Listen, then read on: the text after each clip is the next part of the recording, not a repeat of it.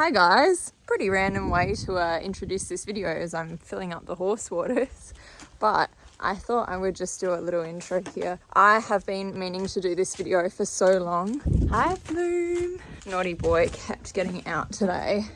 He is literally Houdini horse version. Hi Dex and other horse. As I was saying, this video has been years in the making. I have wanted to do it since late 2018, but didn't really have the 3 horses that I could ride at that time for this. However, it was all sorted this year finally, and here you guys go. Riding a $1,000 horse, riding a $10,000 horse, and riding a $100,000 horse. Keep in mind, some of them wouldn't be exactly that amount of money at this time. It was just a little bit difficult to find, particularly a $1,000 horse that is rideable, basically. Anyway, hope you guys enjoy. So this is Ralph. Hello. And this is Jay. Hi.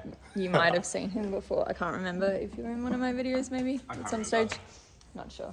But yes, we will be riding him. He is a hack, a show horse, aka. Yes. So unfortunately, I came straight from home, so I don't have a helmet or tall boots. So we're riding in these boots and Jay's helmet today. So not my favorite thing, but you know. So while I am riding these horses, I thought I would do a little voiceover and talk you through the horses and through my ride, I guess, too. So this is Ralph, like I said earlier. He does show horse stuff, so that's basically hacking. So it doesn't exist in the US that I know of at all, but I think it's a thing in the UK, but it's quite big in Australia, and it's quite common with off-the-track thoroughbreds and horses like that. So he is an off-the-track thoroughbred. He's 9 years old. He's 16-1. And yeah, he's my housemate's horse. So Jay, my housemate, got him from his racing trainer, Clarendon Racing. And he got him from them in early to mid 2021. So direct from the race trainer for $1,000. So hence him being my $1,000 horse. But obviously he is worth a lot more than that now. And he's such a stunning horse, with really nice movement and pretty perfect for the show ring. And he has been kind of trained in conjunction with Oakbank Farm, which is where Jay also works. So yeah, got to have a little sit on him. Really wish I had some tall boots and a helmet that actually fit me, but you know, what can you do when you forget all those things? But yeah, he has a really nice canter, really like nice jump and good action and stuff. So yeah, the quarter marks and his tail being like that is because of the show ring.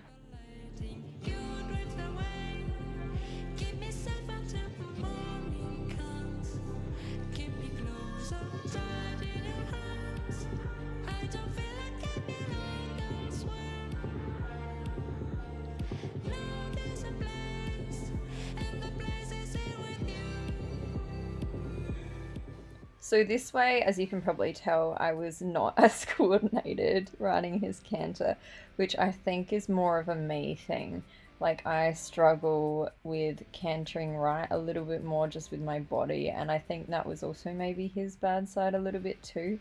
So yeah, it just look a bit like uncoordinated with my body, so excuse that, guys.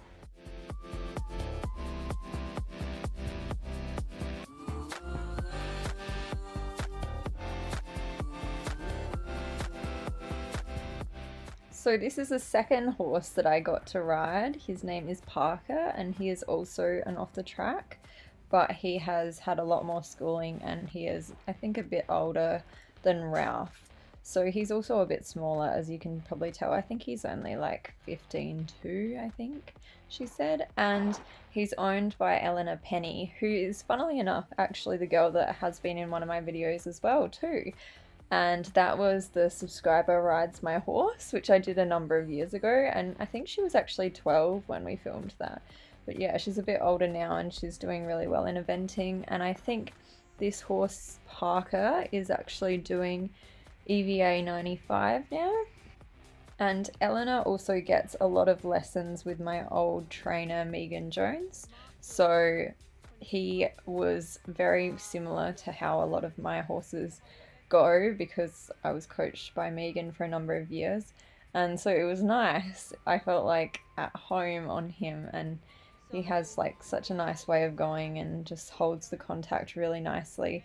He was a lot more laid back than Ralph, like didn't really want to get going as much as my horses and stuff. So he perked up a lot at the end of the ride, and I was just working on getting him forward. And you can see here I try a bit of an extended trot, or more of an extension in the trot, and he was kind of like, oh, canter. But yeah, I was just trying to get him going a little bit more. I probably should have done a lot more transitions to do that. I think I'm like a lot of riders, and I forget that transitions really help with that sort of thing, and I just end up trying to get them to go more forward and then bring them back a little bit with like circles like this. You can see there I tickled him with a whip a little bit because I haven't used a dressage whip in so long, so I was turning him in this tight circle and he was like, can you stop tickling me with a whip, please? I'm like, oh, sorry, buddy. But yeah, he had such a cute little canter. He's a bit smaller than what I was used to, and what I am used to, but he was such a little cutie. And as you can see, he just holds the contact really nicely. I'm giving it to him a bit too much. It's like kind of a bad habit of mine, because I just think too much like pressure and release-y even on a horse sometimes. Like I end up being like, oh, here's the reins, like, good job, buddy. But it's also kind of to see that they're holding themselves together and they're not just going to kind of die on you when you give away the contact. That was one thing that I really hammered into all of my horses. Like, even if I give away the reins, you're not allowed to like go rolling on in the canter.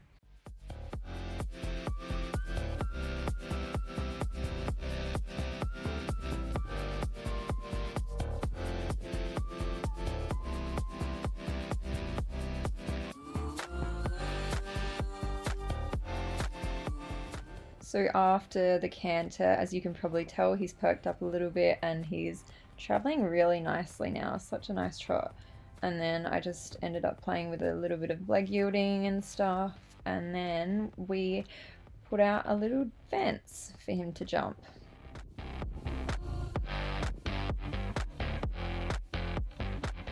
So apparently he is a little bit peaky at the start when he jumps, as you could probably tell from that. So I was kind of taken off guard a little bit. And I was very rusty this day with jumping, because I just hadn't jumped in so long, because Dexter was kind of on break and I was trying to fix his back for a while, so I was just focusing on flat work and that sort of thing. So yeah, sorry guy. I was really like strangling him to fences and just holding him back too much. I just get a bit like that with new horses when I'm jumping them, and I just end up trying to give them like a tight stride, just particularly because I'm also used to having to do that with Dexter, because if I give him a more open stride, then he may or may not, will not take off with me, but he just gets like very big and long after the fence. But yeah, he has such a cute little ping of a jump, and it was really enjoyable. He definitely preferred a longer spot than what I was giving him for sure as well. And then I just gave him a nice stretchy trot to finish, and he was my $10,000 horse. I think he also came off the track and then went straight to his current owner, which isn't actually Eleanor. His owner is Kimberly Hughes. But anyway, in the current market, he would be worth about $10,000 with his level of schooling. So a big thank you to both of them for letting me ride him. Such a little cutie. Okay, and for the last horse, very happy looking horse, we have Yura, who is an absolutely stunning Frisian stallion. He is actually only about 15 two hands as well, but obviously, as you can tell, he holds himself very high through the neck and wither because he's a Frisian. So I was super privileged to have this ride and have a lesson on him with his rider, Tyson Zudigans. So Ty competes in Grand Prix dressage with him. He has for a number of years now. So I was just so stoked to be able to do this. He was just a lot more schooled than any horse I'd ever ridden before in dressage, as you can probably imagine. And yeah, he has a certain way of going because he is a Frisian. He likes to hold himself quite highly in the neck, like I said, and also kind of a bit tucked under. This is me not understanding what Ty means by trying to get him to half pass across and then eventually understanding what he meant. Took me a little bit.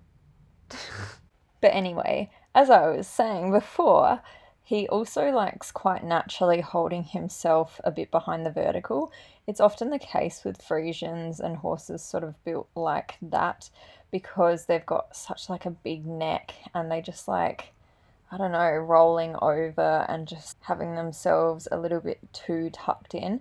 So you're constantly having to like push their head and neck out, or at least their like nose out. But it's also really difficult in dressage to do that because you're trying to hold them together to get them to do the higher level movements and things, but they just like naturally just coming a bit behind the bit, and so you're constantly trying to like give a lighter contact and push their nose out. And I know it quite well because Jerry was a bit the same because he's half Frisian, and he was so light in the mouth that as soon as I put any amount of contact on his mouth, he would just tuck his head underneath and just like go behind the vertical, which is obviously what you don't want. You don't want them to like close up that gullet. You want it open and on the vertical.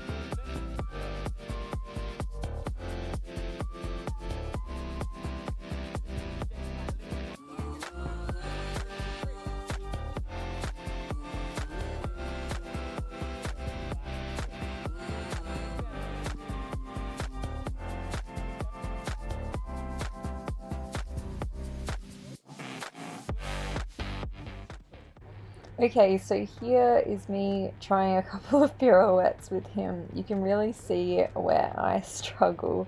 I struggle a lot with lateral aids. It's not really my thing. I like extended canters, extended trots, just normal trots. I'm just not very good at kind of separating my leg aids into certain lateral movements, and that also apparently includes pirouettes. I've done a bit of training with pirouettes with Jerry before, but I don't know, I was just really struggling with Yura, which was a bit annoying, but we got it a bit better in the end. Like, that was a nicer pirouette.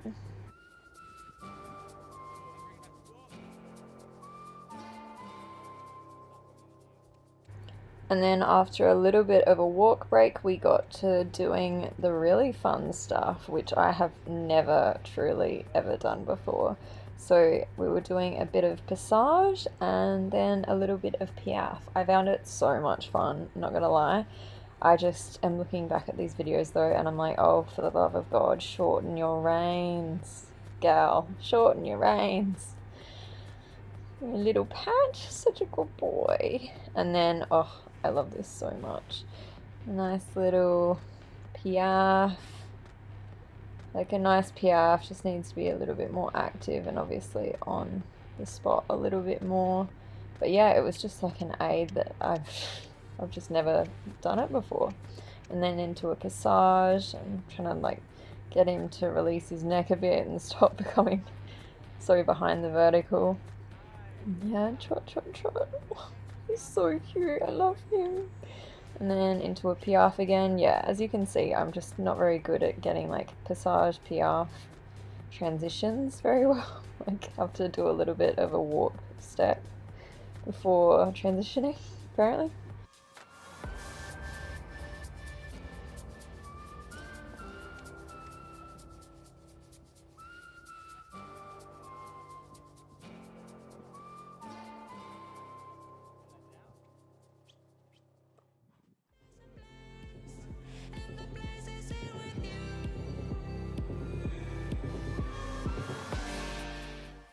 And then finally we tried some extended trot, which was the most impressive thing, I feel.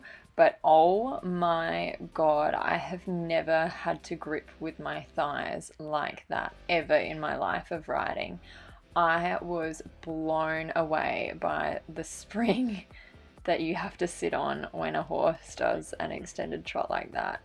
It was incredible, and when I got off him, my legs were shaking and I almost fell over.